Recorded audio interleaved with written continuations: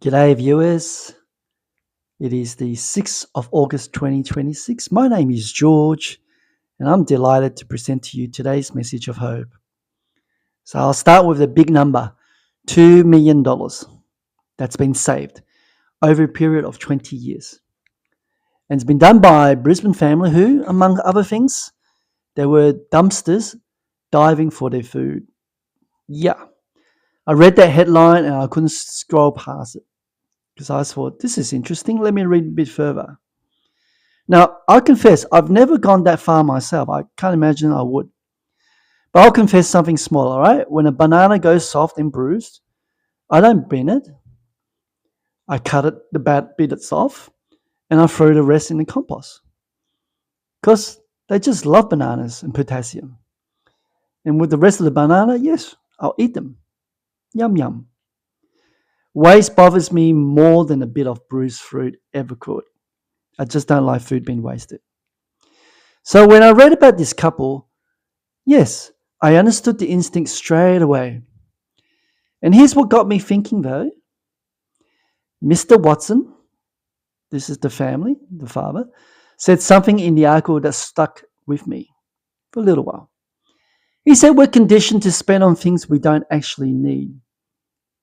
Have you been there before, do you think? He says it's not been forced, not been tricked. And that's exactly how he described it. He said just conditioned, right? The extra subscription, like your Netflix and so on. Guys, I don't have Netflix, but if you have it, I'm not going to make you go through a guilt trip. You talk about the upgrade you didn't need, like a brand new $60,000 car. Again, I'm not here to judge you. Maybe you can afford to buy one of those. The thing you bought because everyone around you seemed to have one. And accumulated wealth, he said, can happen almost by itself if you just stop spending all of that. All right, not a bad piece of advice.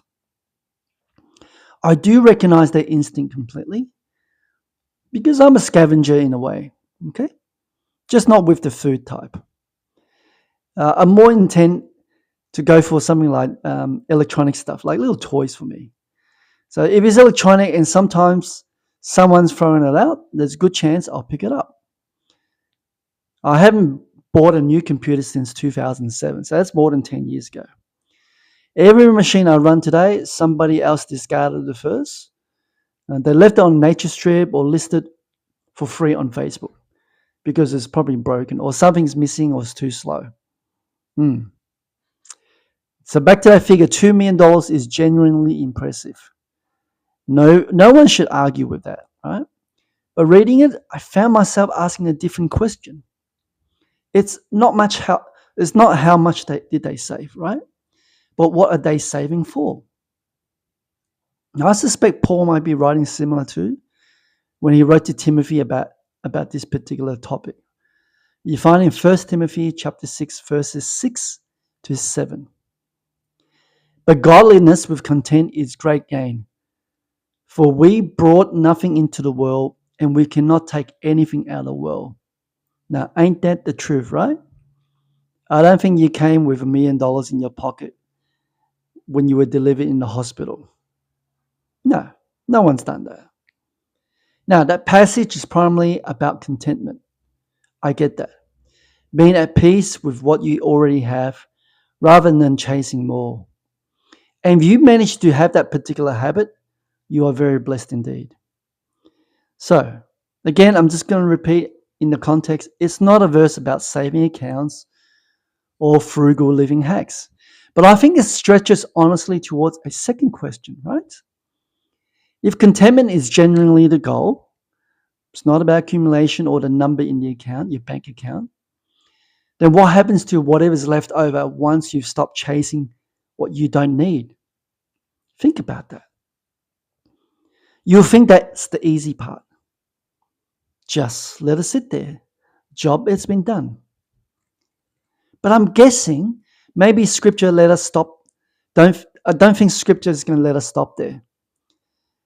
Now, if that question, what it actually is for, isn't one you've been able to answer yet, that's exactly the conversation I have with people in my coaching practice, right? Anyway, I thought I'll let you know that. Now, back to the scavenging. Two of the best things in my house are 4-slice toaster with push-button buttons. Plus, got a nice color to it. Where the bread just gently glides down to the grill. I just love watching it go down. And also a kettle with the same kind of press button type of settings, both collected off the street. Right? I saw someone. There used to be a website that was on for about a good 10 years. It's down now, but this guy used to give me lots of things for it. Now both still going very strong. The toaster and a kettle, and I use it every single morning for the past nearly a decade.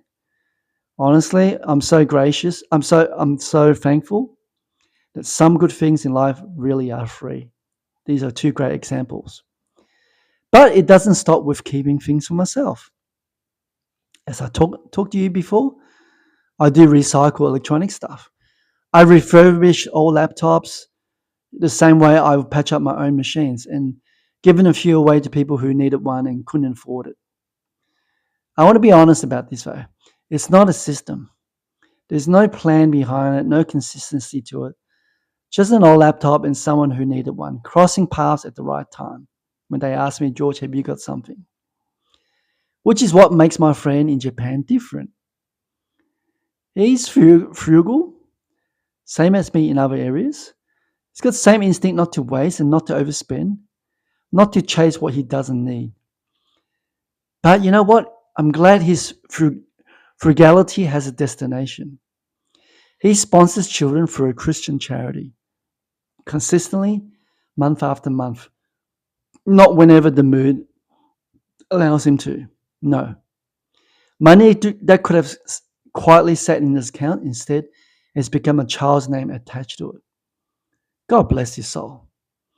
And that's the difference between saving and stewarding, I think. You still need to save because you need that money to save up in order to go on with projects, right? One protects what you have, the other decides where it's going before even it arrives. So here's what I want to leave with you. Now, not necessarily you have to save more, not necessarily give more, but just one question. Because after all, God has a special plan for you. Only you know it. You just need to pray about it.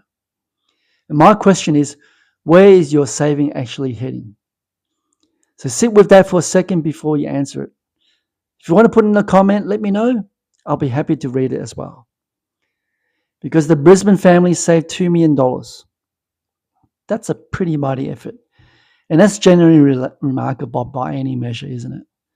But Paul's letter to Timothy would say, that's not the finish line. No, contentment is. And what flows out of our contentment isn't a bigger number. Sitting untouched, I believe, is generosity. My friend in Japan doesn't have a bigger pile, does he? He has a child somewhere who knows their school fees are paid. And that, I'm especially happy to say, is today's message of hope. Thanks for listening, guys. I shall see you tomorrow. Cheers.